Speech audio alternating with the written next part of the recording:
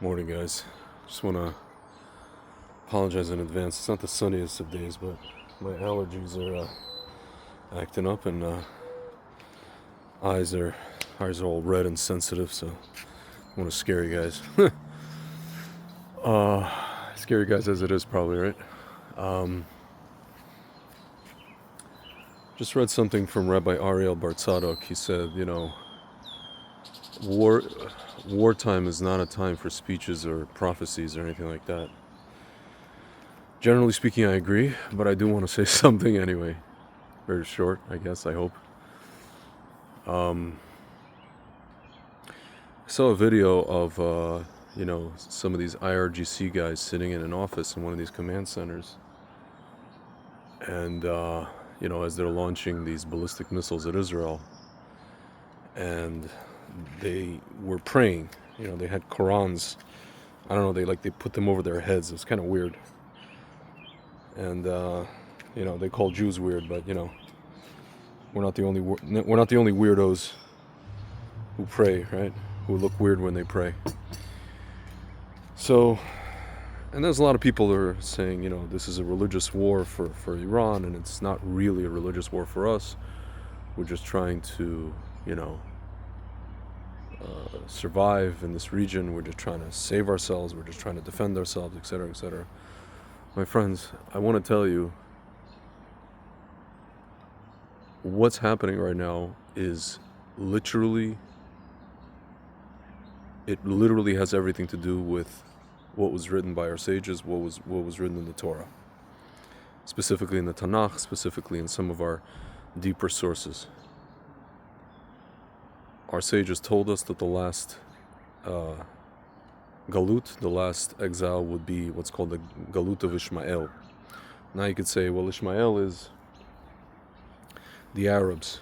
Today, the Ishmael is known as the body of Islam, like the population that follows Islam. You could include Pakistan, you can include Indonesia, you can pretty much include anybody who follows Islam. So, Iran is part of Ishmael today. And it was foretold that it would be the last exile. Iran, as you guys notice, Iran has been threatening the entire world, really. I mean, first and foremost Israel, but the entire world.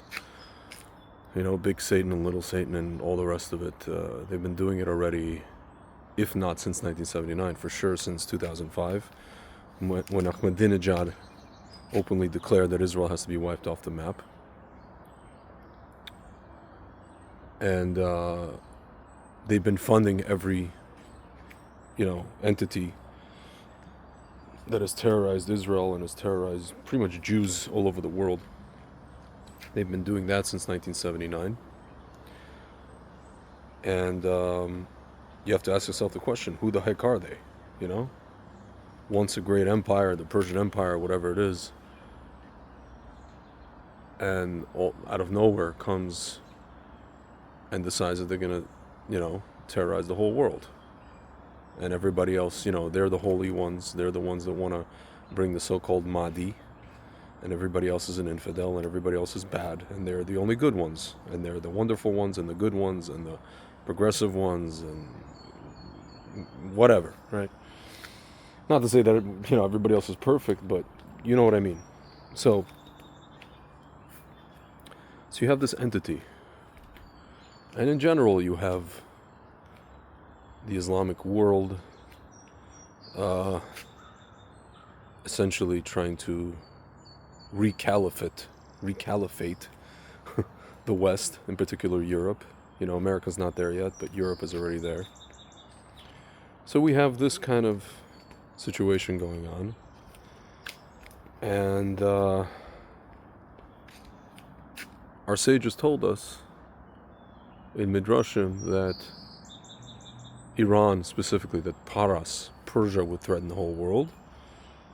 And it specifically goes into that Arabia, right? Saudi, in this case, today you can call it the Kingdom of Saudi Arabia, would come to the West, would come to America, would come to Europe and say, hey, this is a threat. These guys are a threat, you know? And then the Jewish people would be attacked by this paras. Again, you're talking about something where our sages spoke about it, in medieval times, so to speak, right? In the Middle Ages. And Persia was not an empire anymore. Persia was nobody, really, in the Middle Ages. So, you had like these caliphates and Sassanids, Abbasids, whatever it is. But really, it wasn't the empire that once was, right? So how did they know? And it says the Jewish people would fall on their face and they would say, woe is me. And then a voice would announce, basically, have no fear, the time of your redemption has arrived. So, my friends, I guess we're here, We've been talking about this for 20 years at least, this situation. We've been hearing that Iran has been seeking nuclear weapons for 20 years. Whether or not they were close to it 10 years ago or 15 years ago, whether or not we sabotaged them and set them back, whether or not they, it's taken them this long and they finally got to this point, it doesn't really matter. What matters is that we finally got to this point, right? And, it's funny to me, like, people don't really understand that, like, the same entities, the same people that are talking about, Israel's doing disproportionate response against Hamas. And yet now that Israel attacks Iran, they're all, everybody is secretly happy about it, right? Secretly they want Israel to be doing this, do their bidding, so to speak, right? Even France and the UK are happy that this is happening, right? Secretly, behind closed doors. And they know that Iran funds Hamas. They know that. So, my friends, this is a moment that was spoken about by our sages. It was spoken about by our prophets in the Tanakh in very general language. But it was spoken about, and we're living in it. And yes, it's not just a war of survival, so to speak, for the moment. It is something that is directly connected to the arrival of Mashiach and directly connected to eternal peace on earth. Once you get rid of an entity such as this regime, then the entire deck of cards, the entire international order, so to speak, falls apart. This whole, what's called non-aligned poop kicker movement, Russia, China, Pakistan, all this stuff, folks, it all hinges on Iran. Once you get rid of this regime in Iran, everything unravels. Everything begins to unravel. Really. Because they've been holding the entire Middle East. They've been holding everything, the oil, the, so to speak, oil-producing community, by the you-know-what. So that's just on a practical level.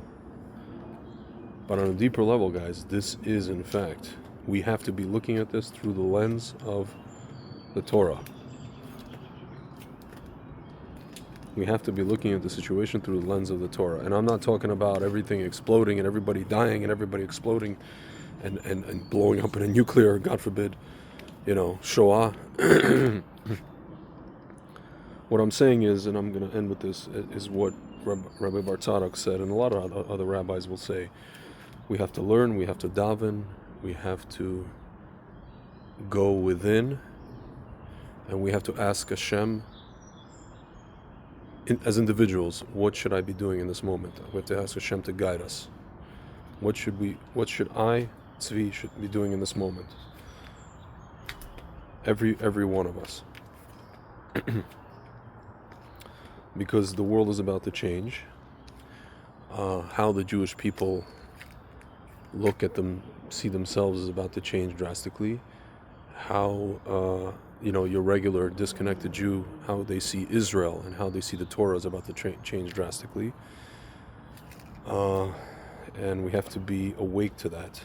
If we're not awake already from everything that's going on in the diaspora, and what's been happening the last year and a half, right? But for sure, we will be forced to wake up if we're not already awake. So that's all I wanted to say in this relatively short 10, almost 11-minute message. Okay, guys. Have a wonderful Father's Day if you're in America.